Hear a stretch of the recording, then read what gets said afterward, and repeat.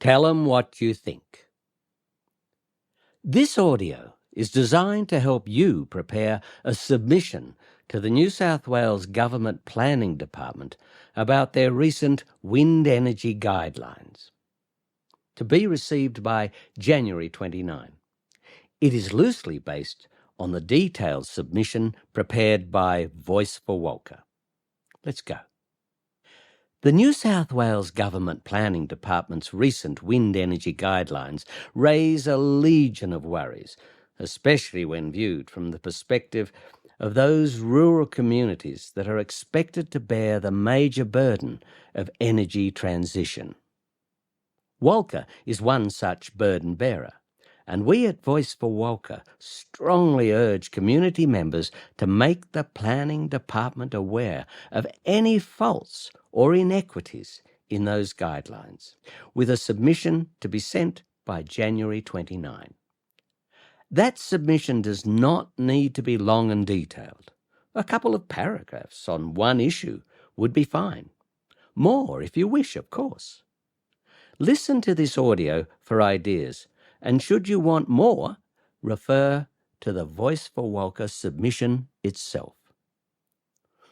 Where to start?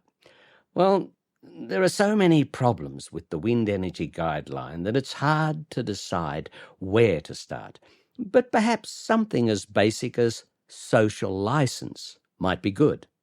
After all, if a significant percentage of a community expresses concern about a wind project, as Walker has done, surely that's important. But for some reason, establishing a definition of social license seems too difficult for the department. Hard to believe? It has to be a joke.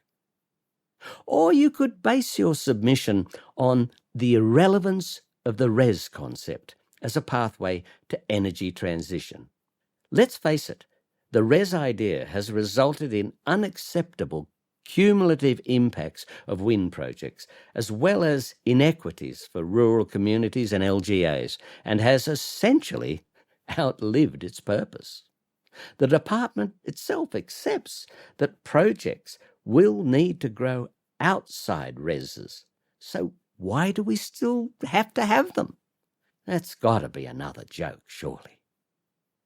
A further concern about the guidelines has to be the lack of adequate protection for environmentally sensitive areas adjacent to wind projects.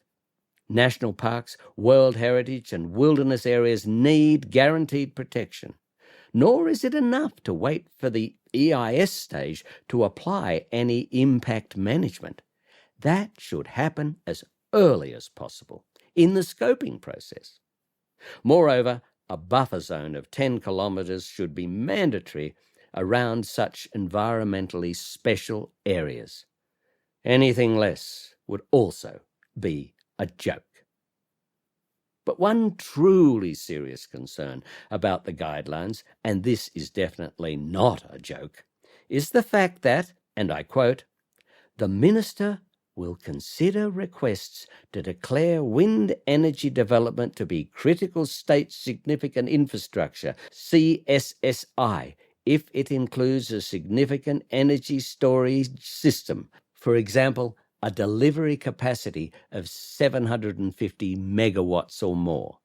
This is really nasty, because it permits compulsory acquisition of land for wind farms, no matter that the Planning Department may have publicly declared that wind farms will not be built without landowner consent, because this document says something else entirely.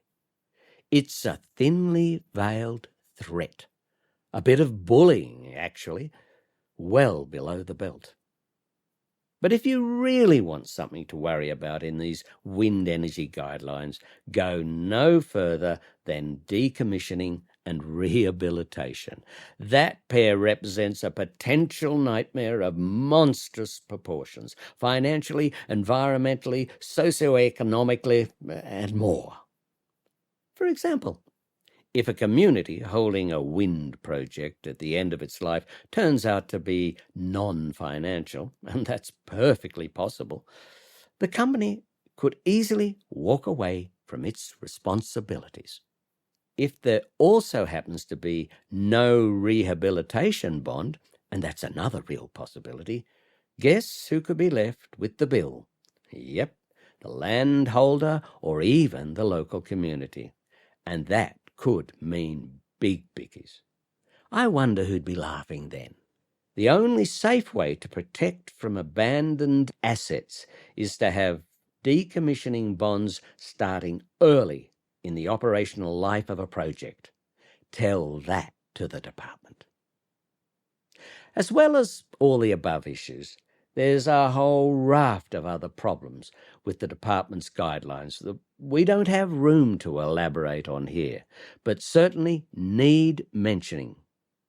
These include landscape and visual assessments, site selection and project design, community and stakeholder agreements, noise and public health issues, aviation safety and lighting, bird and bat assessments, traffic impacts, and waste management. All of these could be the basis for a submission to the planning department. So have a look at the Voice for Walcha Wind Energy Guidelines submission if you want more details on these. But do try your hardest to get something to the planning department on this really important matter. The more submissions they receive, the more notice they will take, and the more control Walcha will be likely to have over our renewable future.